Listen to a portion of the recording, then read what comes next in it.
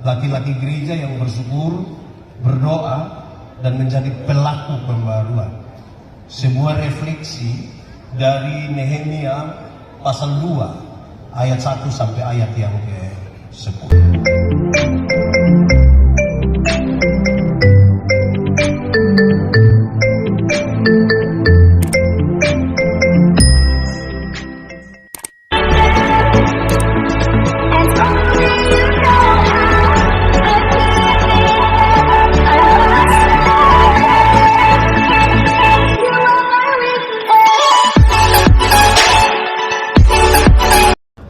Bapak Ibu Saudara-saudara, mari kita berdoa untuk pemberitaan firman Tuhan. Mari berdoa. Ya Tuhan Allah, kami mohon kepadamu, kuatkanlah dan teguhkanlah iman kami, supaya waktu ini ketika kami belajar firman Tuhan, biar ini menjadi waktu paling baik buat kami. Kami mohon kepadamu, jauhkan semua penggoda pencobaan, biar dalam damai-Mu kami belajar firman Tuhan. Kami rindu pada firman. Berfirmanlah bagi kami Tuhan. Di dalam nama Yesus firman yang hidup itu kami berdoa. Amin. Bapak Ibu Saudara-saudara, Shalom. Shalom. Dalam sukacita kita hari ini di syukuran 36 tahun wadah laki-laki KPM, kita bersama-sama ada dalam tema yang luar biasa. Laki-laki gereja yang bersyukur, berdoa, dan menjadi pelaku pembaruan. Sebuah refleksi dari Nehemia pasal 2 ayat 1 sampai ayat yang ke-10. Boleh kita buka Alkitab? Kitab Nehemia pasal 2 ayat 1 sampai ayat yang ke-10. Yang sudah dapat katakan amin. Amin betul. Sebab tidak buka Alkitab juga amin.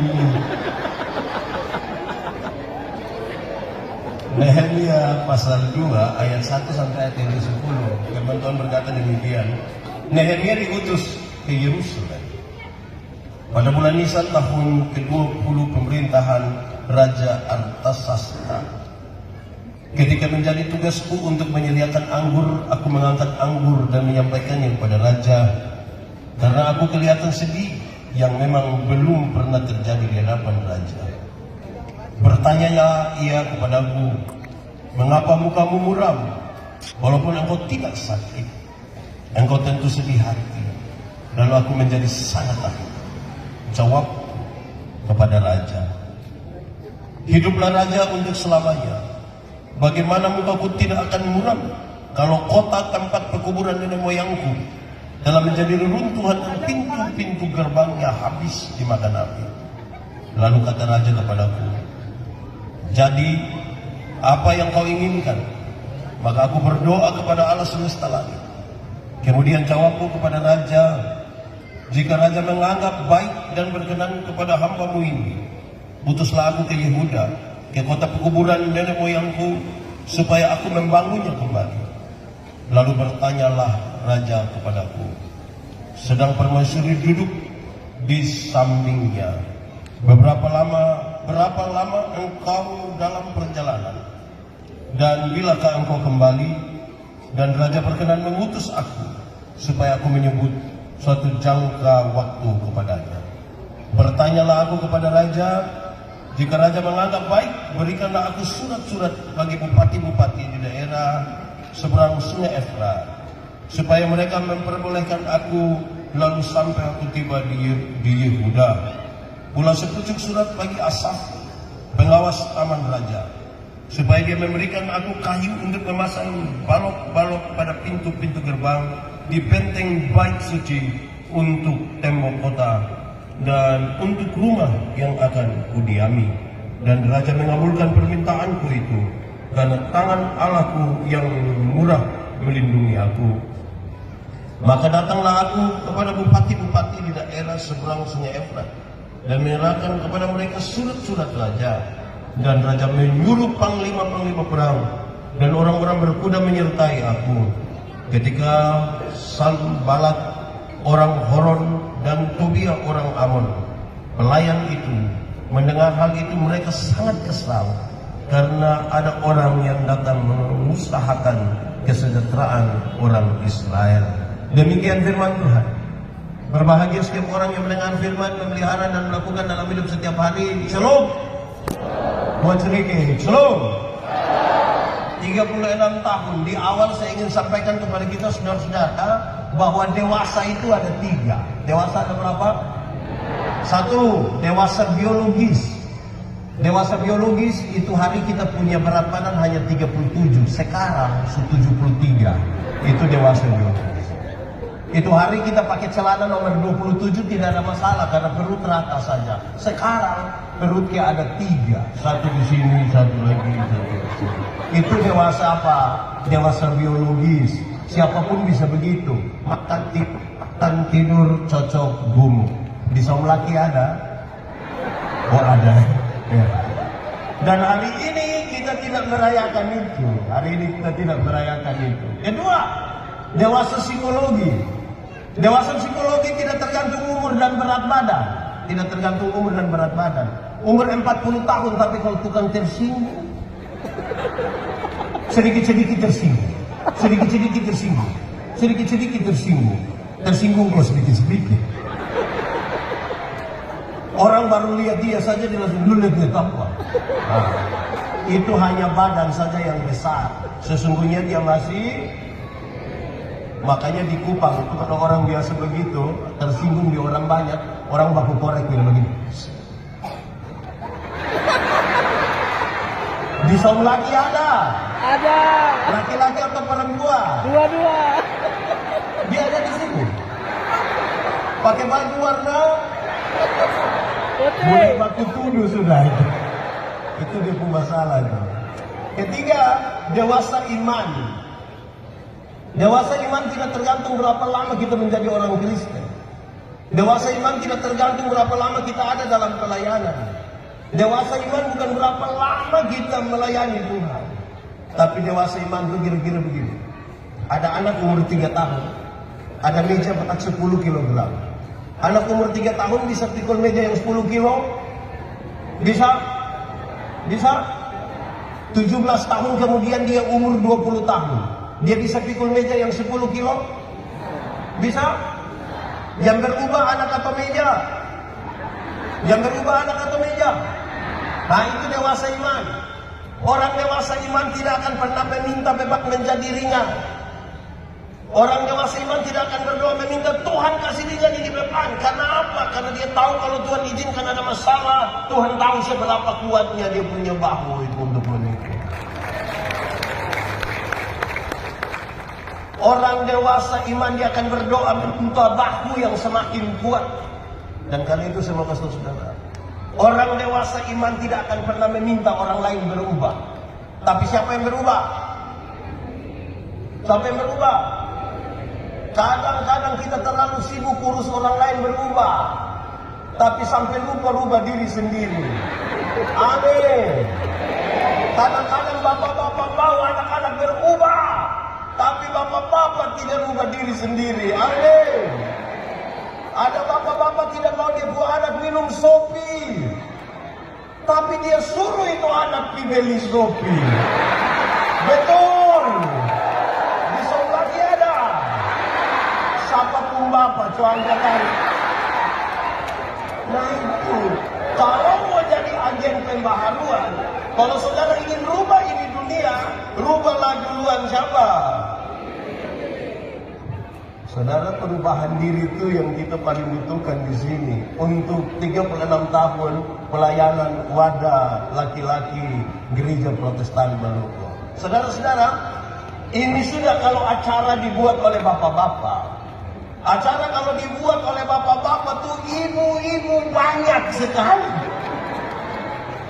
Tapi coba kalau acara dibuat oleh ibu-ibu, bapak-bapak banyak. Bapak-bapak banyak. Oh tidak. Nah kalau begitu mulai sekarang kalau bikin acara, minta bapak-bapak yang urus. Pasti orang banyak. Tapi saya mau tanya dulu, kenapa ibadah malam hari ini lebih banyak ibu-ibu, lebih banyak mama-mama dari bapak-bapak? Padahal ini acara wadah pelayanan laki-laki. Kenapa bapak-bapak, ibu-ibu lebih banyak? Kenapa mama-mama lebih banyak? Ini mama janda semua. Ini mama janda. Janda atau tidak? Tidak. Lalu bapak? Bapak di mana? Bapak di mana? Hai, saudara. Ada 2 rumah jauh dari gereja, dekat hutan. Yang satu punya anak perempuan, satu punya anak laki-laki. Yang punya anak perempuan datang bilang di laki-laki begini, kakak, hari-hari minggu begitu kakak jemput kakak bu adik perempuan antar ke sekolah minggu dulu. Yang laki-laki datang jemput, bawa ke sekolah minggu. Tapi sampai sekolah minggu, yang perempuan ikut sekolah minggu, yang laki-laki main kelereng di rumah. Beranjak jadi remaja ikut katekisasi, yang laki-laki jemput antar ke gereja. Sampai di gereja, yang perempuan ikut katekisasi, yang laki-laki isep rokok di luar. Rupa-rupanya orang 2 jodoh. Setelah menikah, yang perempuan terpilih jadi majelis gereja. Mau hujan, badai, apapun yang suami setia antar untuk pelayanan itu. Tapi sampai tempat pelayanan, yang ibu masuk pimpin ibadah, dia pun bapak main kartu di luar, suami dia. Satu saat orang mati sama-sama. Dalam perjalanan menuju pintu surga, Simon Petrus tunggu memang. Waktu lihat ibu ini datang, Simon Petrus bilang, "Shalom ibu, mari silakan masuk." Waktu lihat istrinya masuk, suaminya cepat-cepat mau masuk. Pas dia mau masuk, Simon Petrus bilang, "Bapak, sabar dulu, Bapak sabar. Bapak sabar. Bapak, tuh, sabar bagaimana? Bapak tunggu sedikit. Yang masuk itu saya punya istri." Simon Petrus bilang, "Iya, itu Bapak punya istri. Tapi dari itu hari kan Bapak hanya antar-antar saja." Ya? Jadi ini hari Bapak antar saja. Bapak pun tempat di itu, yang api itu, yang menyala-menyala. Saya mau tanya, tadi ada yang bapak-bapak hanya antar, terus kasih tahu ibu nanti habis WA kok saya jemput. Ada? Ada. Kalau ada pulang kasih tahu ada salam dari Simon Petrus. Aduh, ini bapak-bapak dong, ini memang terlalu sekali. Aneh betul.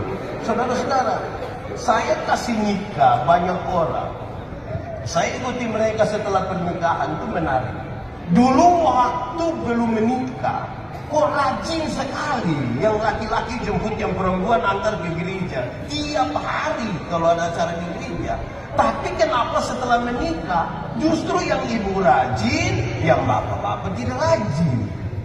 Terus saya tanya yang bapak-bapak, "Bapak, kenapa kasih tinggal mama sendiri pergi ke gereja? Kenapa bapak tidak ikut?" Beliau jawab santai saja, "Pak Pendeta, waktu bapak kasih nikah saya dengan ibu, kami 2 telah menjadi satu. Jadi kalau mama sudah pergi, itu sama dengan papa juga tidak pergi." Jadi saya tanya, jadi kalau mama sudah makan sama dengan papa sudah makan? Tapi ini ibu-ibu dong juga satu. Ini ibu-ibu orang ini style bagus-bagus pergi ke gereja jalan sendiri. Waktu pendeta lihat, pendeta dia begini, "Mama, kenapa sendiri?" Pakai bahasa Kupang bilang, "Teh bapak. Bapak di mana?" Ibu-ibu selalu bilang begini, "Ih, tahu sendiri teh." Sudah tahu suami begini, kenapa kawin dengan dia? Di sini ada yang begini juga ada. Siapapun suami, biar habis kita doakan, kan kita rindukan menjadi baik. Baik saudara-saudara, pembacaan malam hari ini menarik untuk kita renungkan sebagai bapak-bapak dan juga karena ibu-ibu dan pemuda, laki-laki, perempuan ada di sini. Sebagai sesuatu yang penting untuk kepentingan bersyukur, berdoa dan menjadi agen pembaharuan. Kenapa? Bangsa Israel pulang dari pembuangan di Babel. Yang menarik saudara-saudara bahwa ketika bangsa ini mengalami pembuangan, ada 3 persoalan serius yang mereka alami. Pertama, secara politik mereka tidak punya pemimpin. Secara politik mereka tidak punya pemimpin. Semua orang tidak suka dijajah, tapi siapa mau pimpin siapa? Kedua, secara ekonomi mereka rusak parah. Kenapa? Mereka di pembuangan di Babel hanya jadi budak. Dari pagi sampai malam kerja hanya untuk kepentingan para tuan. Mereka tidak punya pendapatan yang baik dan tidak punya simpanan yang baik. Tapi yang ketiga, saudara, waktu Bait Allah di Yerusalem dihancurkan, tidak ada lagi tempat bagi mereka untuk belajar etika dan moral. Sudah tidak ada lagi.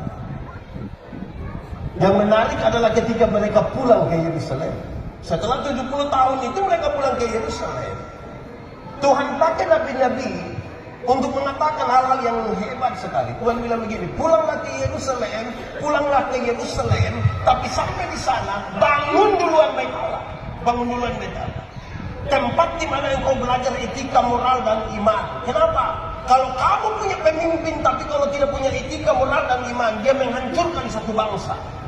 Kamu kaya raya, tapi kalau tidak punya etika dan moral, kamu menghancurkan satu keluarga. Dan itu fondasi paling pertama dari pembangunan itu adalah pembangunan kita punya moral dulu. Amin, kok. Kenapa? Godaan itu banyak sekali, saudara. Godaan itu banyak sekali. Dan kalau kita tidak kuat di situ akan jadi masalah. Apalagi mereka hidup dekat dengan banyak orang yang ternyata punya masalah dalam penyembahan, moralitas, dan lain-lain. Saudara baca teks ini dan saudara menemukan sejumlah hal menarik. Rupa-rupanya Nehemia itu dia terganggu sekali dengan keadaan.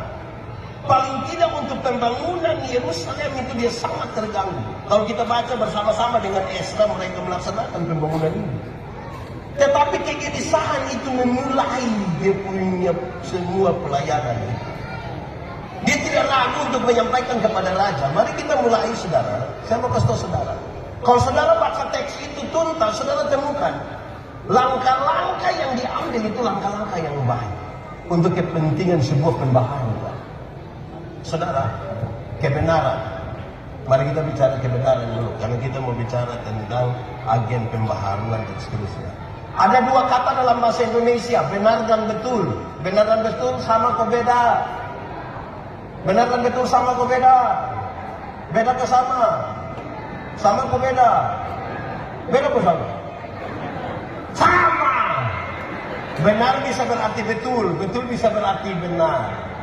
Tapi kalau 2 kata yang sama ini sama-sama diberi awalan ke dan akhiran an, benar akan jadi kebenaran. Betul akan jadi masih sama artinya? Tidak. Kebenaran berarti lain, kebetulan berarti lain. Sekarang saya mau tanya kita, tolong jawab jujur. Kalau hari ini kita ikut ibadah di sini, kebenaran atau kebetulan? Kebenaran atau kebetulan? Kebenaran, Atau memang kebetulan tidak ada apa-apa nih makanya dah.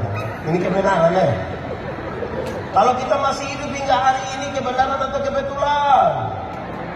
Kalau Tuhan Yesus mati bagi saya dan saudara, kebenaran atau kebetulan? Oke, untuk Tuhan kebenaran semua. Saya geser sedikit. Kalau kita kulit hitam, kebenaran atau kebetulan? Kalau kita kulit hitam, kebenaran atau kebetulan? Kebe. Saudara tahu bahwa salah satu efek dari tubuh yang terkontaminasi dosa adalah bagian-bagian tubuh tertentu akan menjadi berhala baru. Bahkan warna kulit sekalipun jadi berhala baru. Kalau saudara nonton televisi, semua iklan kecantikan kulit mengarahkan saya dan saudara untuk ambil keputusan seolah-olah kalau orang kulit putih itu lebih baik dari kulit hitam.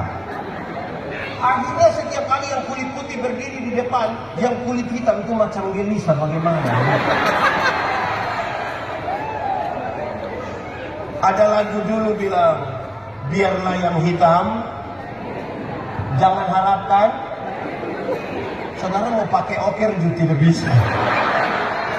Mau pakai pemutih juga itu hanya di muka saja. Leher di bawah gelap tidak. Saudara akan jadi masalah. Jangan. Kebenaran kebenaran saja. Amin, Bo. Kalau kita rambut keriting, kebenaran atau kebetulan? Kebenaran atau kebetulan? Semua iklan kecantikan rambut mengarahkan kita untuk apa ya? Ambil keputusan seolah-olah kalau orang rambut lurus itu lebih baik dari rambut keriting. Saya protes. Saya berkhotbah di banyak acara mendorong budaya positif Valentine. Saya bilang begini, di hari kasih sayang itu, yang paling akan menikmati belayan seorang suami adalah mereka yang rambut keriting, bukan yang rambut lurus. Kok bisa begitu? Iya, yang rambut lurus itu karena dia lurus, kita benahi tidak terlalu enak lah. Mungkin karena lurus jadi licin. Kita pasti bilang, sayang, tidak apa-apa. Tidak. Yang keriting itu kalau dibelai menarik. Sasa sayang.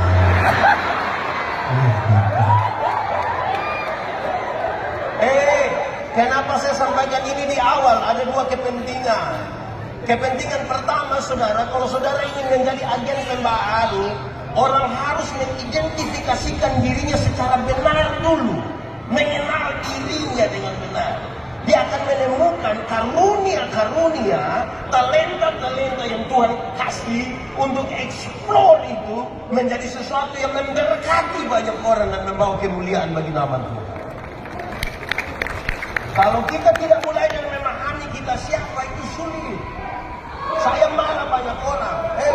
Tuhan waktu cipta kita itu, Tuhan waktu cipta saya itu dia tidak pernah tanya saya, Yani, lu mau timur mau Eropa? Tuhan tidak tanya. Langsung jadi saja begitu. Tapi kita per hari ini banyak orang timur tidak ingin jadi orang timur. Mereka ingin jadi orang Eropa. Jadi orang barat, tidak sempat jadi orang barat, orang jadi orang Maluku Barat Daya. Terima dulu kita punya keadaan ini. Itu kepentingan pertama, saudara. Karena kalau tidak kita bermasalah. Kepentingan kedua, saudara, kebenaran. Banyak orang merasa dia tinggal dalam kebenaran, tapi apakah itu betul? Belum tentu. Kebenaran dalam Alkitab itu punya 3 dimensi, saudara. Kalau saudara sungguh menjadi orang yang punya visi pembaharu, kebenaran dalam Alkitab punya 3 dimensi. Satu, kebenaran dalam Alkitab berdimensi legal, legalitas, ikut aturan. Semua bentuk pelanggaran terhadap aturan itu tidak benar dan Tuhan tidak suka terhadap itu. Ini sama seperti kita naik motor. Tahu motor? Pernah naik motor? Siapa punya? Punya sendiri? Sudah lunas? Nah, itu memang harus kasih tuntas. Kalau kita naik motor, ada SIM, STNK, pakai helm, lampu-lampu ada, kaca spion ada operasi lalu lintas, berani masuk atau tidak? Kan kita ikut aturan. Tapi coba kalau SIM tidak ada, STNK tidak ada, lampu-lampu tidak ada, kaca spion ada operasi lalu lintas di situ, berani pergi? Berani kok tidak? Kenapa tidak berani? Kan kamu pohon polisi. Kebenaran itu berdimensi legal. Kalau saudara punya SIM, punya STNK, punya lampu-lampu, pakai helm, kaca spion ada operasi lalu lintas, masuk. Kalau polisi tidak tahan, putar kembali. Terus polisi bilang, kenapa putar kembali? Pak, tolong tilang saya. Saudara lihat langkah yang diambil oleh Nehemia. Dia tidak memanfaatkan kedekatannya dengan raja untuk mengambil jalan-jalan pintas. Tidak. Dia minta sebuah proses legal.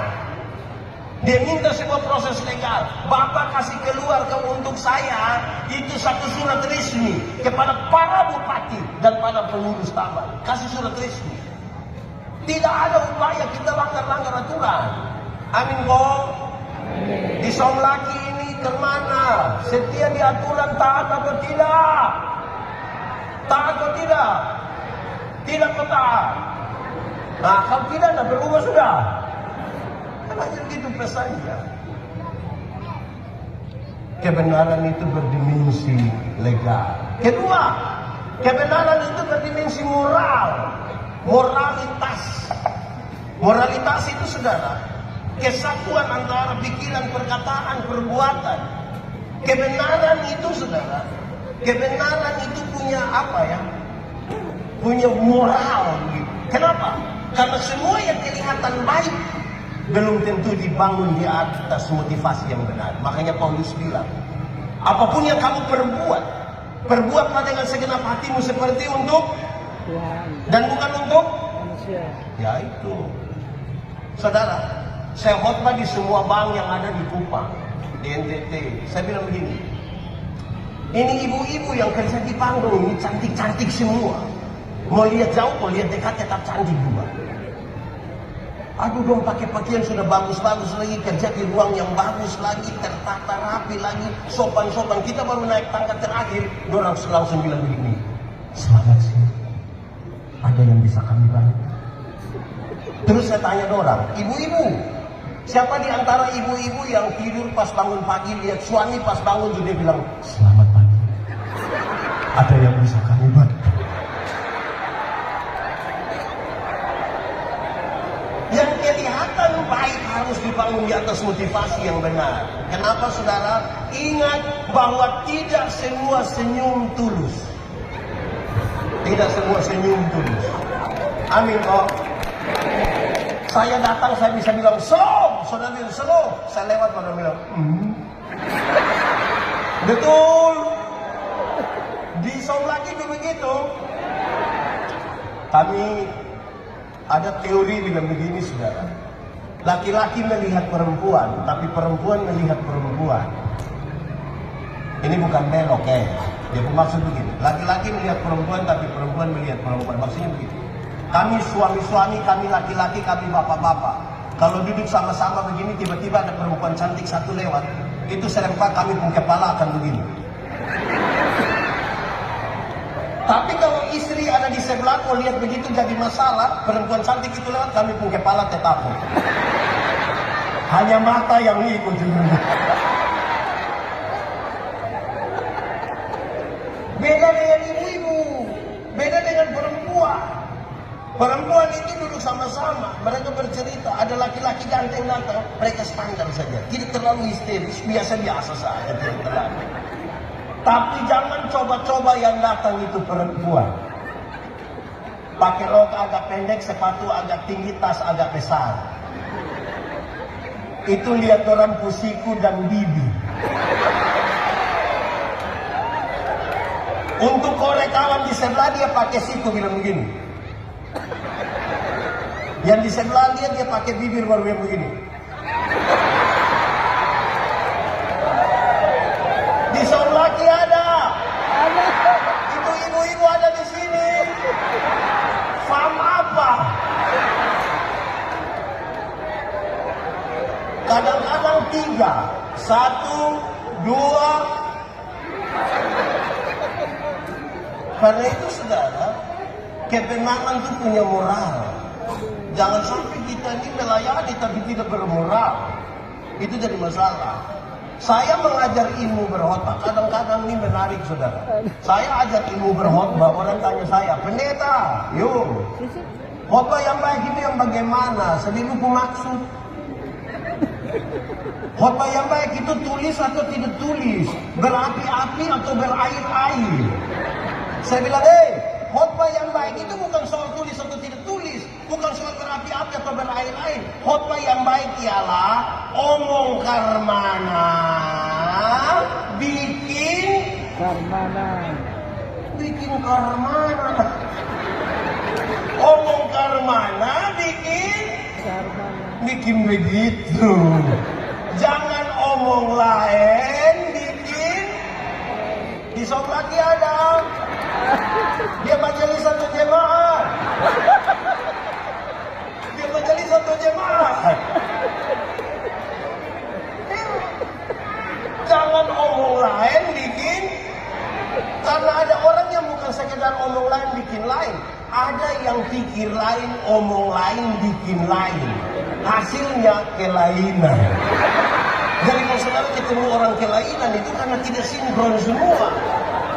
Di Somlaki ada. Ada ikut ini ibadah.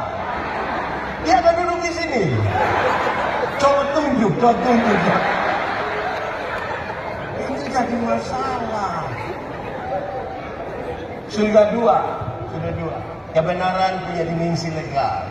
Kedua, kebenaran punya dimensi moral. Ketiga, kebenaran itu punya dimensi sosial. Sosialitas. Sosialitas itu adalah sebuah kepekaan untuk turut mengambil bagian dalam penderitaan orang lain. Bahasa sekulernya adalah solidaritas. Kenapa saya harus solidar dengan saudara? Karena Tuhan Yesus lebih dahulu solidar dengan saya. Hendaklah kamu berkasih-kasihan. Kenapa? Karena Tuhan lebih dulu. Nah, ini kita soal di sini. Solidaritas kita tuh bermasalah. Solidaritas orang-orang Kristen, bahkan para pelaku pelayanan pun kadang-kadang bermasalah. Saya pakai contoh. Di Somlaki ada swalayan, kan? Ada kok? Oke, saya mau tanya. Adakah kita yang pernah tawar barang di swalayan? Ada atau tidak? Ada? Berani kita pergi, ada yang berani tawar, kita belum bikin malu-malu. Pemilik swalayan orang kaya atau orang miskin? Saudara lihat, beli di orang kaya tidak tawar. 99.900 diambil 100.000 kasih. Dong kasih kembali permen satu yang lu dapat saja. Jangan ukur saya beli, lu dapat saja. Beli di orang kaya tidak tawar. Tapi kalau pagi-pagi dia beli sayur di nenek tua satu. Itu nenek susah sekali, mungkin pulang jual sayur dia sudah mati. Itu tawar kok tidak? Tawar kok tidak? Dia pun tawar itu mengerikan. Mengerikan. Kadang-kadang orang tanya begini, nenek, sayur berapa? Nenek sudah senang, nenek bilang, 3.000. Pakai bahasa Kupang dia sengaja kali, 3.000? Bisa 9.000 kan? Kadang-kadang tambah satu kalimat di belakang. Bisa 9.000, kok nenek dong tanam sendiri juga. Itu kalau saya yang jual, saya bilang buffery. Bawa. Tawar sayur 3.000 jadi 9.000. Padahal turun dari mobil Avanza. Di tangan kanan ada iPhone. Tangan kiri ada Samsung terbaru. Masih ada Nokia lagi dalam tas. Tawar sayur 3.000 jadi 9.000 itu memang terlalu sekali. Karena itu, ibu-ibu, mulai besok itu tawar sayur terbalik dari itu. Tanya, nenek, sayur berapa? Dia bilang 3.000. Maaf nenek, bisa 3.000? Kalau bisa tawar sayur 3.000 jadi 3.000 hanya 3 kemungkinan. Pertama, itu orang punya solidaritas sosial yang sangat kuat, sangat tinggi. Pantas dipuji, pantas ditiru. Tapi yang kedua, mungkin gila. Atau yang ketiga, makam puji juga. Kita tinggal tentukan kita di mana. Itu ibu-ibu. Lalu bagaimana dengan bapak-bapak? Bapak-bapak. Kalau orang tolong kita, kok kita bilang terima kasih, itu baik atau tidak? Yakin? Betul-betul yakin? Oke, kalau begitu saya mau tanya. Kalau terima kasih itu baik, siapa yang dia punya istri buat habis kopi, dia bilang, mama, terima kasih? Ada. Ini bapak-bapak memang terlalu. Hei, saudara tahu, ini bapak-bapak dong, mama bikin kopi dong tidak tahu terima kasih. Tapi kalau istirahat kantor dan dong makan di warung satu, subayang lagi terima kasih lagi. Kadang-kadang dong janji itu, mbak, besok saya datang leh. Di sini ada suami yang begitu. Ada di sini. Pak Sapa ya. Jadi begini, bapak-bapak, Coba sebentar pulang pas makan, coba mama waktu siap habis, coba bapak bilang di mama, mama terima kasih. Berani bapak omong di mama terima kasih, itu mama tua pikiran. Paling tidak mama tua pikiran dua hal. Pertama, ketika bapak bilang mama terima kasih, pasti mama pikir begini, tidak tahu roh apa naik begini. Kok tidak pernah ini kok tiba-tiba begini. Atau yang kedua, waktu bapak bilang mama terima kasih, pasti mama pikir begini, jangan-jangan ini hari terakhir.